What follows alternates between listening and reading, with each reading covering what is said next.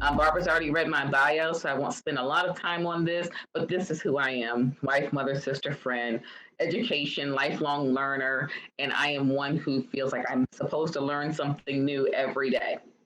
If I've done that, I've had success. Want to learn something new every single day. And if I can help someone help a child, that's really my ultimate goal. So I've discussed our agenda, what's working memory, why it's important, and then strategize to optimize our working memory. So let's go ahead and get started with this.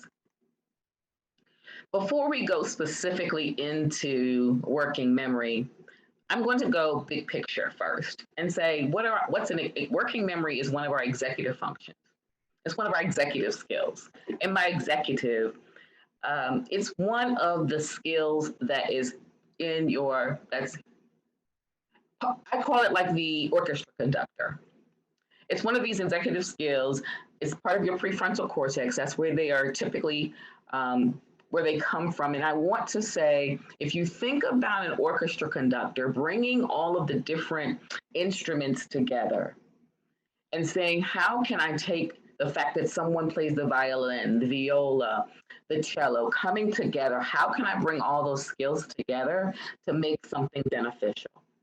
Think of our executive functions like that orchestra conductor who are taking the knowledge that our children are learning in school, math, spelling, language arts, social sciences, all the things, bring them together. How do we create a person who is functioning in society well and using those skills for the betterment of their job or community or whatever they're doing? How can they use those in a way that's beneficial? Or you need the executive function or the orchestra conductor to help that happen. Because an orchestra conductor does what? Chooses what the orchestra will perform. Your executive function skills are going to choose which skills you need to use when, how to interpret the work, sets the tempo. As you'll see in a moment, our executive function skills are some that you have to inhibit some things. Sometimes you have to stop something. Sometimes you have to start something. Check this out. The key with executive function, and it's almost kind of funny, that when they're there and children are functioning well with them, we almost don't even notice it. When we have a child who is processing information, paying attention, their working memory, they're able to remember things and hold on to it and manipulate and set priorities and set their schedules and defer gratification. Guess what? We just go through life and we don't really even say much about it because they're able to do it. However, when we notice our child or a student in the classroom struggling in any one of these areas, we take note and say, wait a minute, what's going on? How come you can't remember this? Didn't I just tell you this? Why do I have to keep reminding you of this? Didn't we just go over this? And so when the skills are absent is when we notice them. When they're absent is when we notice them. When they're there, sometimes we just keep moving and look over it.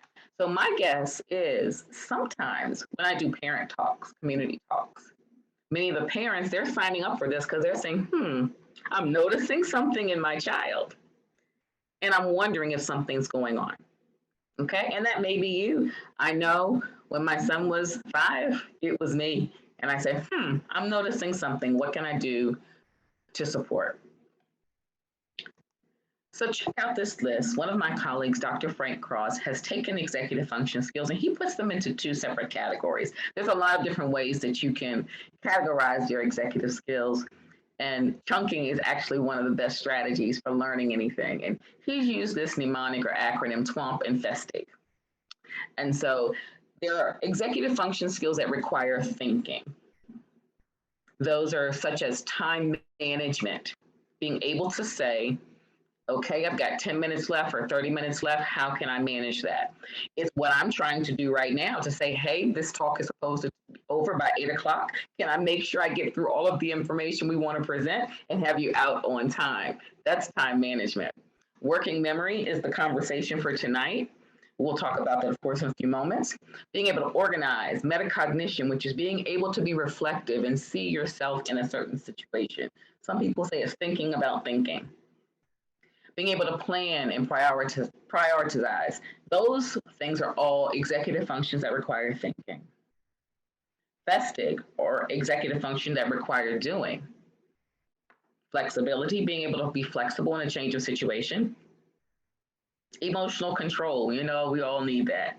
Sustained attention, task initiation, getting started with something, impulse control, and goal directed persistence. All of these are executive skills. And if I were to ask you, which one of those you struggled in and which one of those you had strengths in, I'm sure each one of you could even speak personally and say, you know what, when it comes to organization, yep, I can do that. I don't struggle too much in that. But when it comes to task initiation, maybe it's that one. All of us probably have some areas where we would love to almost teach a class to others, and one that we could say, you know what, I could take a class in that one. But then what about your child? When we look at this list, there's probably some the same way. There's some skills that you could say, my child does pretty well when it comes to this, but struggles in other areas. And how can I help? And so let me share one resource with you already, and that's the book called Smart but Scattered. Smart but Scattered. Some of you may have accessed that book. If you haven't, it's several books that I think is a wonderful resource. It looks at several different executive function skills, not just one, but it gives you some guidance around what is a good developmental stage for each one of the executive function skills. For example, time management. Should we expect a 5-year-old to be able to manage his time all day? What we should expect from a 5-year-old is very different from what we should be able to expect from a 15-year-old. And so what it does is it says how much, what's really reasonable for that particular time frame. So I encourage you to check out Smart but Scattered. Now I grabbed this chart offline, and I'm really curious. You may or may not agree with it, but what I loved about it is it took some of the daily tasks that we asked children to do. And it said, what are the executive skills that we are asking children to use just going throughout their day? I'm going to give you a moment so that you can look at it.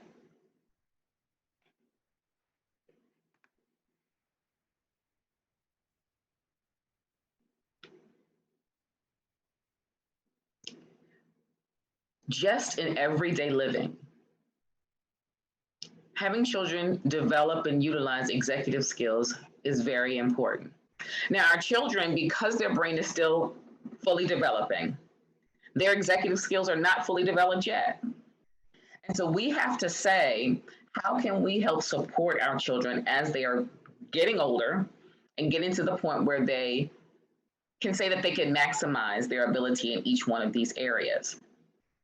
So getting ready in the morning, bedroom cleaning, putting away your belongings. These are all things that we ask children to do that require some of our executive skills. Now, one of the things that I think is important is although we are very concerned in school about how does working memory or how does our child's executive skills impact them in reading or impact them in math or some type of academic task, the truth is our executive skills are beneficial just for life. Just for life. Think about these skills that we just talked about in any profession that they may choose to go into, any college that they may choose to enroll, any trade that they decide to do. Would these skills be necessary? Absolutely. Absolutely. When I go to college, if I decide to be a police officer, a teacher, or an attorney, sustained attention is going to be something that's going to help me. If I work around other people, emotional control and impulse control is going to be something I need to have. All of these skills are something that's super important for not just learning in school, but for life. But let's go ahead to what the topic of tonight's conversation is, and that's working memory. So let's go ahead and define it. And we define working memory as the ability to hold in mind and mentally manipulate information over short periods of time. Working memory is often thought of as a mental workspace that we can use to store important information. So, what did I just say there? Basically, in essence, working memory is your brain's post it note. I'd love to say that that analogy was mine, but it came from Dr. Tracy Alloway, who uses that in much of her research. Check out any of Tracy Alloway's books. She's probably one of the top experts when it comes to working memory. And she says working memory is like your brain's post it note. And thinking about what a post it note is and does. When do you use a post it note? You use post it notes to jot down quick information that you want to remember. Maybe someone's giving you a phone number and you say, let me just write that down real quick because I want to remember it. Maybe someone has said, can you remember to do such and such? When you go, okay, and I write that down. Maybe it's a pin for a card or passcode for something, but it's something that temporarily you want to hold on to that information. You don't want to lose it. It's not something that you're keeping this post-it note. Typically, you don't keep that post-it note for weeks or for months. You're keeping that piece of information temporarily just so that you can use it again in some other situation. As soon as I get that number, write it down, and I call and do whatever I need to do with it, that post-it note may go away. As soon as I complete that task of whatever I jotted down on that post-it note is done, I'm probably going to go ahead and throw it away, because working memory is holding on to information for a temporary time. So this is different than short-term. This is different than long-term memory. So let me give you an analogy that I stole from my great friend, Dr. Brian Harris, because I think it is a good analogy for kind of understanding the difference between short-term memory and working memory. So short-term memory, it's simple. The task just involves holding on to some items for a short period of time and just giving them back and remembering that information. I'm going to Starbucks. I ask my husband, hey, can I get you something? And he says, yep, give me a grande frappuccino, no whipped cream. All I have to remember, grande frappuccino, no whipped cream. Just remember, hold on to that information. I don't have to do anything with it. I just need to hold on to it so I can remember to order it. If he says, you know what? I want something sweet, but not too sweet, not too many calories. See if you can find something and, just make sure that it does not have a lot of calories or a lot of fat to it, and figure it out. I've got to take what he told me, right, and figure out, okay, not too sweet, not a lot of calories, fat, maybe what should I? And so what I'm doing now is holding on to what he said, but then manipulating it in my mind in a certain way to be able to choose what to order for him. Another analogy is the grocery store. So again, what do we need from the grocery store? We need bread, milk, eggs. Got it. Bread, milk, eggs. Short-term memory, just hold on to that. Or what do we need from the grocery store? Well, I look in the refrigerator. We've got milk. I found some pasta, and I think we've got some onions and broccoli in the refrigerator too. Can you figure out something where we can make a good dinner? What I have to do there is use the information he gave me, manipulate it in some way, and come up with some other type of product to say, what are the things that I need to buy to figure out what we're having for dinner? So short-term, working.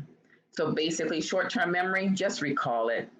Working memory requires me to hold on to it and manipulate that information in such a way that I can then produce it differently. So why is that important? Well, it really makes all the difference to successful learning. It really does. Being able to manipulate information in our minds, we may not realize, but there's so many times where we're asking children to do just that. Let's give you some examples. In school, just sentence writing would be utilizing our working memory. Why? Because I'm writing the sentence. I also have to remember how to spell the words that I'm writing. I may also have to remember the punctuation. What are the rules around punctuation? I also have to remember to stay on the lines because my teacher wants a good handwriting on the lines. There are a lot of things that my working memory will be doing just in sentence writing. Following lengthy instructions, we'll talk about that. How lengthy should they be? In math, trying to follow step by step by step, working memory, identifying rhyming words, or even sounding out words. These are all reasons why working memory is very important. The good news is kids with high working memory follow directions better, they solve problems better, they make better decisions, and when it comes to standardized tests or achievement tests, they typically do better as well. And as parents, we want all of those for our kids. We want them to do that. So what if you're like, oh no, with my child's working memory, I'm struggling. I have to tell them things over and over and over again. I'm dealing with a lot of stuff. What do I do, Shauna? What do I do? Well, I'm glad you're here because first of all, I don't want you to feel discouraged. Do not feel discouraged. One, remember they're children. They're children. Because sometimes we as adults demand some things on children that may or may not be developmentally appropriate at this time. And there's some things that we can do. There are some things that we can do to help support our child's working memory. But someone asked, so what are some of the characteristics of children with poor working memory? Are these children who are performing very poorly in school? I mean, what does it really look like? Well, not necessarily. Not necessarily. Children who have poor working memory may be very well adjusted socially and be able and may not be able to be easily picked out. But sometimes when they're in group activities in the classroom, you may notice they're a little reserved. They may not be the ones who raise their hands to answer a question. Now, later we may find out that they knew the information later, but they may not be the first ones to raise their hands. Sometimes they appear as though they haven't paid, that they're not paying attention. Or often as a former middle school, high school teacher, and then elementary school principal, teachers will come to me and say, you know, this child's just forgetful, or they're not paying attention, they're not focused, or even lazy because they don't follow through with a particular activity, they don't get to the end. And so the assumption is that child is lazy, and that may or may not be what it is at all. So they frequently may lose their place with a complicated task. And sometimes if they lose their place while they're doing step-by-step directions, or maybe in a story that they're reading, or maybe in a task that you've given them at home, what you will then find is they abandon it and they just don't do it. And again, what happens is our mind is, you're forgetful, you're lazy, what is wrong with you? You need punishing because something's going on, but it may be a characteristic of poor working memory. Multi-step directions can be an issue. And then sometimes you'll even get phone calls from teachers who'll say, can you help Matthew pay attention a little bit better? He always seems to be distracted. Or you're a parent who says, you know what, I really think they need to sit in the front. I feel like they need to sit in the front because they're easily distracted. And so sometimes these may be characteristics of someone with working memory. But one of the biggest things that I hear from parents is when I give them directions to do something, they can never remember it. I have to tell them over and over and over again the same thing. And that's probably one of the biggest ones that I say, yep, been there, done that, still in that phase. I've got 2 children myself. And that can be frustrating sometimes to say, how many times do I have to tell you? Didn't we just go over how to do this? Why are you still doing this way? You know better than our own stress level, right? Can go up. So we want to be able to be cautious of that. But I don't want to give you more bad news, but I have to tell you, there is a limit to working memory. There is a limit. So if you're a child, young children typically have very small capacities. And then what happens is it grows. It does grow. And it grows really, it maximizes late teens, early 20s. late teens, early 20s. But one of the things I'll say is even though working memory does increase, some of you may say, well, I've got a 15 or 16-year-old. I'm not sure his working memory is increased. It may be in a position where it's almost at optimal levels. However, their brain is also dealing with some other things right now. Had a conversation today with an educator who said, you know what, I've got a 9-year-old and a 6-year-old, and I'm a 16-year-old, 9 and 16. And she said, I probably count on my 9-year-old over my 16-year-old, but you're telling me the 16-year-old has a better working memory. Yes, I am. But your 16-year-old also has a lot of other distractions. Your 16-year-old also has other things that are contributing to what we call their cognitive load that the 9-year-old probably is not. How big of an issue is this? Typically, for teachers, we say at least 1 out of 10 students have some type of working memory limitation. Often students who maybe have learning differences, such as dyslexia, it may be 3 or 4 out of 10. Again, if you have questions, some of you came in a little bit later, we welcome you to put your questions in the chat. I'll try to get to as many as possible. Barbara is monitoring that for us, and we will definitely have a space for that near the end. So I shared all this to ask you this question. Hopefully I presented you with the right answer. The question is, do poor working memory skills mean that a child isn't smart? Or do strong working memory skills mean that a child is highly intelligent? The answer is no and no. Working memory is not about how smart we are, it's about how we learn.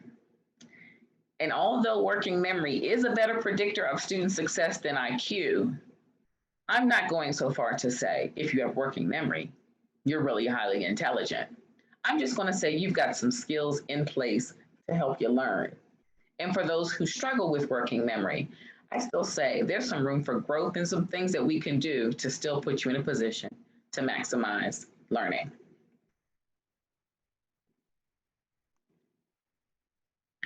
So I mentioned this already, that working memory does have limits. It's only a few pieces of information. So if I were to give you some steps, typically at one particular point, the research, we thought that the brain could hold on to like 7 pieces of information. Think about your telephone number, that we thought you could hold on to 7 different pieces of information. But it finds that we're not really sure it's that many. It looks like it's only about 3 or 4. And that's even as adults. So imagine our children. How many pieces of information are we asking them to remember at a time? And again, those children who may have dyslexia or other learning differences, we're also saying maybe we need to think about what are we asking them to hold in their brain? And are we really focusing only on what's most important? So here's a ding, ding, key moment, key point right here. Don't forget. Since the brain can only do so many things at once, we should be intentional about what we ask it to do. That's for parents. That's for teachers. Since the brain only has a certain capacity, what do you really want your child or your student to be focusing on?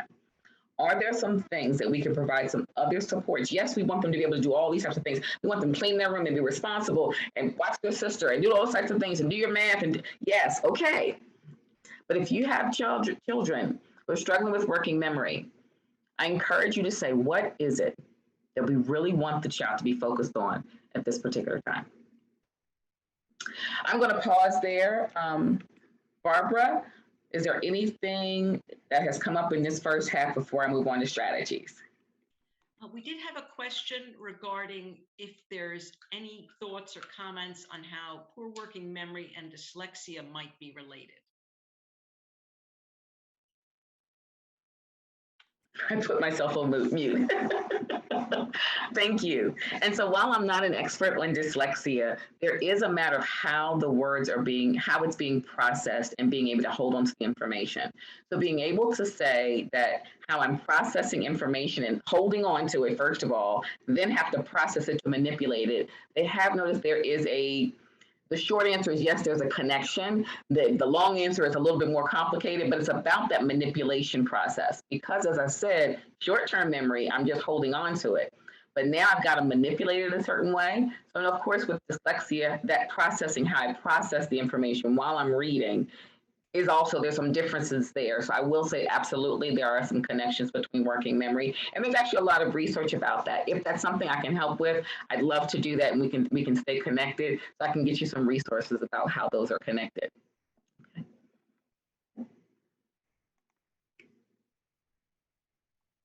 So let's go ahead with the strategies for working memory, and even just like the last question, the strategies to improve working memory, I'd love to tell you, this is the one, do this, fix it, it's going to get better. They're not one size fit all. They are not one size fit all. What you'll do as a parent, you know your child best. And to be able to say, let's see how this is working. Am I seeing some benefit with this? I do also want to say, when it comes to building any type of skill, especially cognitive skill, this is not something we do one and done. This is something that typically 8 to 12 weeks. Intentional practice, 8 to 12 weeks. So that also requires a little bit of planning and prioritization of our own, right? To be able to say, how can I support my child in this area to see if this is really helping them? There's a lot of programs, a lot of computer programs. I'm not recommending or denying the effectiveness of any of them, but if there's something that says in 2 weeks there's a turnaround, I'd be very skeptical.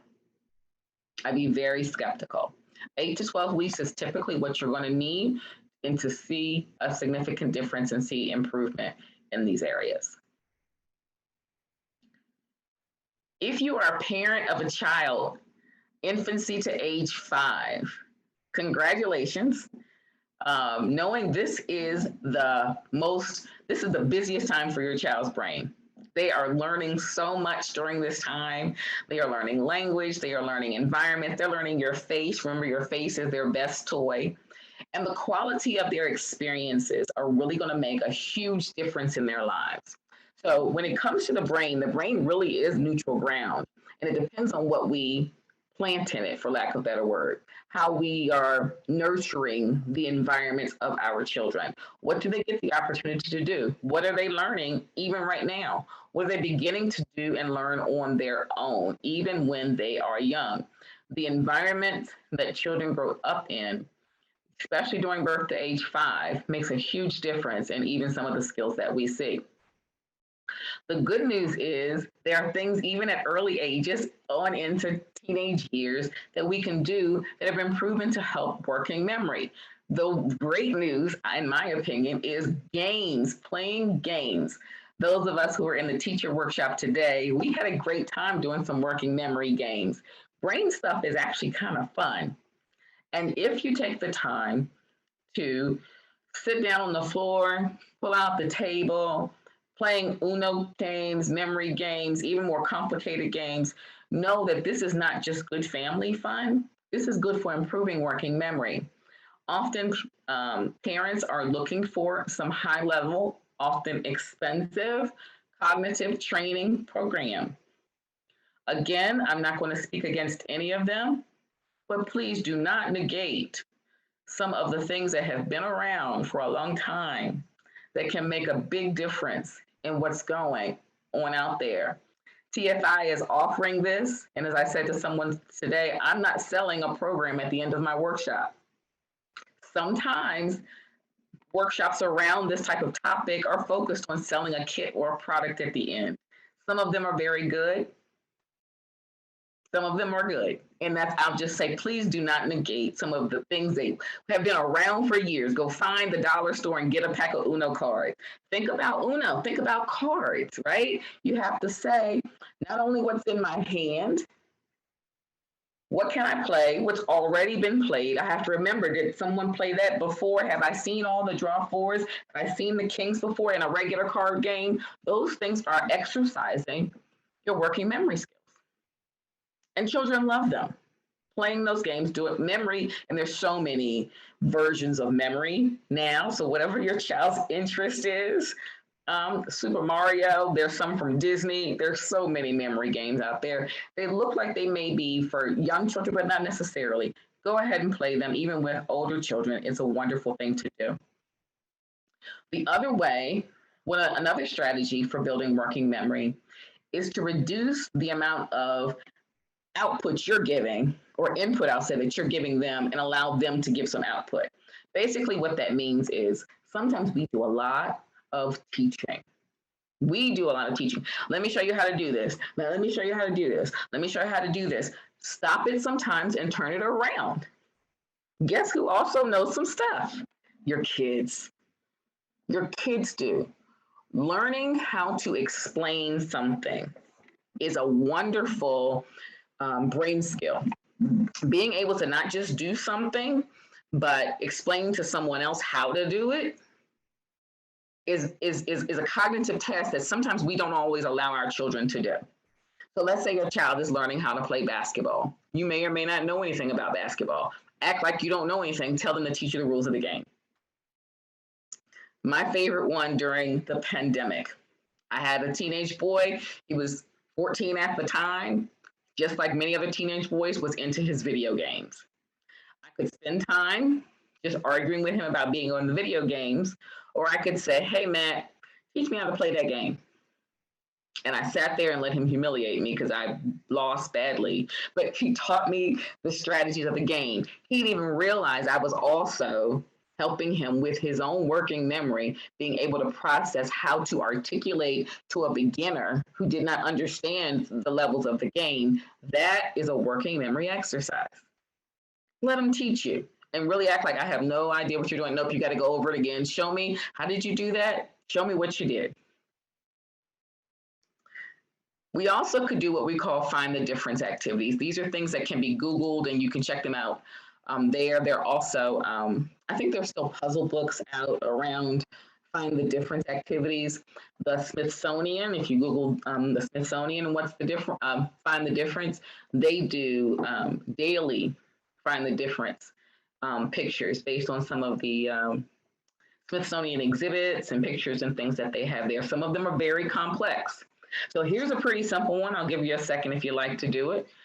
Find the differences between the cars. There's 5.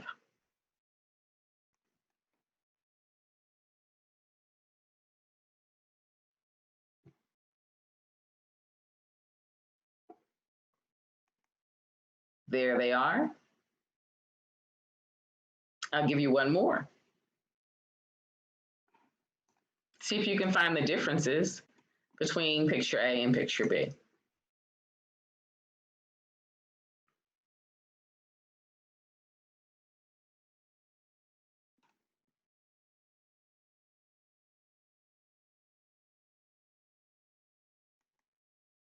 Here are some of them.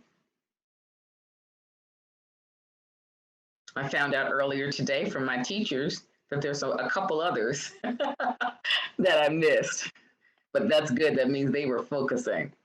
But these types of activities, they are not silly and useless.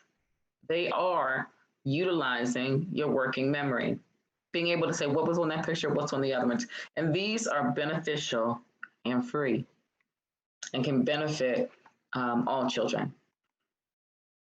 And so the next one is providing visual support. Since the brain can only hold a certain amount of information, what are the things that we want to provide visual support for, or reminders? And, some people will say to me, well, Shauna, why do I have to do this? Why do we need to put reminders? They should just remember. Well, guess who else needs reminders? We do. We absolutely need reminders, because some of us somehow forget what the speed limit is on different roads. Do you remember the speed limit on every street that you ride on? Probably not. There are reminders there. If you travel, there are reminders all over the airport about a lot of different things. This one is what can you remember? What can you bring? 311, the ounces or the size, the amount of the things that you can bring on a carry-on bag. There are always signs that are around us. I have not been to a restroom yet in a public place that does not say employees must wash their hands before returning to work. I hope that's not, the reminders. There are reminders everywhere. There's visual support. Airports are probably my biggest example for where we have these visual supports, because if you travel, and I get the opportunity to travel, pretty often, no matter what airport I go in, I can probably make it from my plane to the baggage check. Why? Not because I've asked a airport employee, because there's enough visual signage that says go here, do this, go this, and it may even be pictures. So in real life, we depend also on visual support. We need to be able to provide that for our children, because often we just expect them to remember or know how to do something, when sometimes we can provide some support so their brain does not have to spend time thinking about that. It can go straight to just saying, oh, there's the visual cue. So what might that look like? I'll give you a couple of examples in a moment, but let me go ahead and give you one more strategy, and it's called chunking information. Chunking information is the process of taking large amounts of information and chunking it into small, more manageable pieces. Your brain loves to do this. Your brain loves to do this, to be able to find ways, if there's a lot of information, to say, okay, how am I going to remember this? Let me put this into some sections. And your brain really often tries to do this automatically. As you get older, it begins to do this. If you think about your phone number is already in chunks. Typically, if I asked you your phone number, you would tell it to me in 3-digit or 4-digit sections. You might say 213, 525, 1397. I've never asked someone a phone number and they say 52 131 3 431 2. I've never. We would look at them like, "What are you doing? What are you doing?" We chunk our information. So the question for you is, how many numbers are in your phone number? How many numbers are in your phone number? Some of you are saying probably in your head 7. Some of you might be saying 10. But the question was not how many digits are in your phone number. The question is how many numbers are in your phone number. So if my phone number was 213-555-0101, 213 is a number. 515 is a number. 0101 is a number. Those are the numbers, and your brain has chunked them together. In addition to chunking information, how we can also help our children is helping them to sequence information. This is my son, Matthew, as he writes when he was younger, as he was writing his first essays. I remember him saying to me, Mom, I have to write a whole paragraph. I've got to write paragraphs now. And I said, but Matthew, you can write sentences. I know, but she said I have to write a paragraph. And I said, well, how many sentences are in a paragraph? And he told me it had to be at least 5 sentences in the paragraph. I said, well, you can write 5 sentences. Yeah, but I got to write a paragraph. A lot of times it's just their perception. What we did is we pulled out 5 Post-it notes. That's what you'll see there. I said, I want you to write 5 sentences about what you read and then put them together. What order can you put those in? Put those sentences in some type of order, and then we're going to put an introduction, and then we're going to put a conclusion to those. And he said, oh, I can do that. And he would write 5 sentences about what he read, 1 on each particular Post-it note. We then did an intro and a closing, and he ended up with 7 sentence paragraphs. I said, wow, Matthew, look what you did. And there's something called a dopamine release. Dopamine release is when your brain goes, yes, I did it. I will never forget the first time he did that. It was like, wow, I didn't just do 5, I did 7. And for years after that, he's 11th grade now, so he's doing some different strategies now. But for years, when it was time for him to write his paragraphs, he'd go grab his Post-it notes and say, I can do this. What we did was we chunked and then we sequenced by put them in order. Something small, again, low budget, Post-it notes. Recalling. When we read stories to our children, Tell them story. It can be a story that you read, it can be a book that you read, or it could just be a story maybe from your history. Maybe you want to just share something that happened growing up or something like that. Then help to build your child's working memory through recall. Let's talk about those three types of recall. You see them on your screen. The first one, which is called just free recall, means tell me what you remember about my story. Just tell me about it and let them just freely tell you the story. Another way is to give them a cue to say, remember, the story was about a dog. And then see if that prompts some more information, because you've given them a little bit and prompt some more information. Maybe they can come from what you give them, just with small cues, maybe a couple keywords. And then finally, the next level of it is to say, did that happen first? Which one happened first? How about you tell me a story? See if you can tell the story in the same order that I told you the story. What happened first, then what happened next, then what happened next? You see, what we're doing is through this process of communicating with our child, we are helping them with their working memory, and we're kind of helping them to manipulate it in certain ways. The free recall, just tell me whatever you got. Then the cue, give me a little bit more, and the serial is going to give me a little bit more specific knowledge that we want to have. Other strategies, imagery. Have your children imagine. What does a clean room look like? What is it going to look like when I give that speech on stage? What's the room going to look like? Let me picture it. Let me picture giving my speech and remembering everything. Let me imagine what's going to happen. What do I see on that side of the room? Where are the people? It actually has some imagery going on with it. Have them imagine even what that story looks like. They can, while you're reading a book, have them close their eyes. You can show the pictures or not. Have them close their eyes and mentally manipulate how that story is playing out in their mind. Have them elaborate, thinking of other associations. What does this help you? How are you going to remember this? How are you going to remember the steps for cleaning your room? What are you going to do to remember this? Have them elaborate on that. I love these pictures because I'm still processing this in my own home. How do we visualize what a clean room looks like?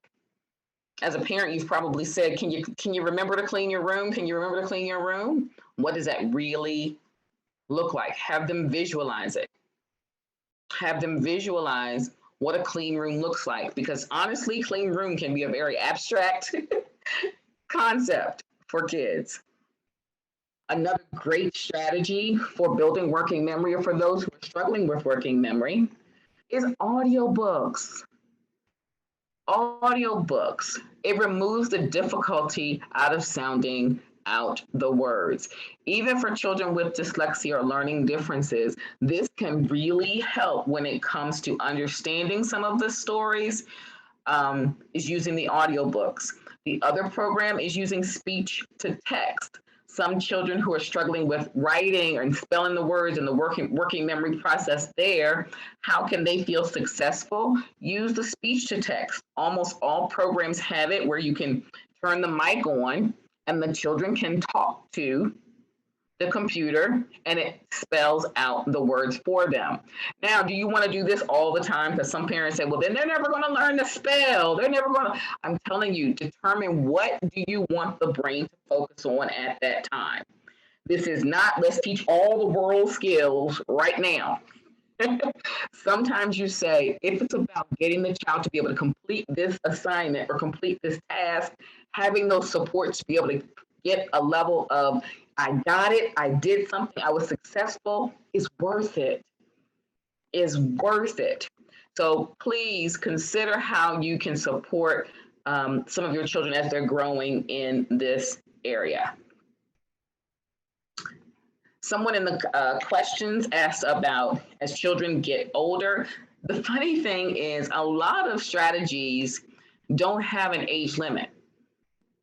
So while I'm working with children on their working memory using possibly letters of the alphabet when they're younger or short words when they're younger, as they get older, the words just get bigger. right? I can just use the vocabulary from their US history class as opposed to basic 3-letter words that were used when they were younger. Maybe instead of using just the Simon Says, they can use Simon Says all the time, but instead of using word baskets or word walls, now they have a file folder of all of their vocabulary words that are there. Okay? I do not, my children are now 14 and 16. I still have them repeat back the directions. I do. What is what I said? I can't tell you how often. I know I went over the directions and that we do the sign that says replay, and what they heard is not what I said at all. Just having them replay. Sometimes my son is wonderful. He'll say, "Ma, can I replay that?" He'll go ahead and tell me, "I didn't get that. I didn't get that." So sometimes it's not very different as they get older. The thing that happens when they get older is, as I said earlier, they're exposed to so many different things: friends, more screen time, peer pressure, the introduction of so many other things, that it can appear that that's what's impacting their working memory. So it's about, as a parent, balancing screen time, having time where screens are off. I'm a big proponent of no phones in the bedrooms. Your brain needs downtime. We have to still be able to, as they get older, help them to monitor things. As they are hanging out with friends, have them to be able to, maybe they need to write a list of how often do I need to call mom? What time do I need to call mom? What situations do I need to do this in? Still having them sequence those things out, even though they may be able to get out of the house right now without a problem, have them with those situations that are really impacting them, still sequencing and figuring them out. And the last thing, and then I'm going to see if Barbara has any other questions that you may have in the chat. Our words matter to the brain. Our words really matter to the brain. So even how we are giving directions, when we use words like be respectful, responsible, and appropriate, please make sure your children know what you're talking about. I want you to be responsible by putting the dishes in the dishwasher and turning the dishwasher on. I want you to be responsible by making sure you're checking on your younger sister at least once every 10 minutes, making sure you're on the same floor of the house as them. Don't just say be a responsible person, break out what that means, because sometimes we make assumptions that children should just know, and we're using language that is way too abstract. Do I have to share about food? We know food fuels the brain. What they eat, especially as they get older and sometimes start having too much sugar and too many sodas and things like that from being able to buy their own food, it makes a difference. Does that impact your memory and your brain? The short answer is absolutely yes. It's a much longer answer, especially when it comes to sugar. But sugar is like fuel for your brain. If you think about it this way, you put fuel in your car, right? You put fuel in your car, but all gas is not the same. All of it's not the same. There's some that's better for your car, and there's some that's worse. So it's about having that right level of sugar or glucose, we'll call, for the brain that makes a difference. And I know someone had asked that in the chat as well.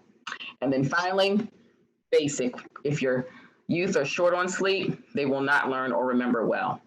We have seen major differences when it comes to children's learning and memory just when they get more sleep. Again, another free strategy: lights off, screens down, no sugar before bed, and get some rest.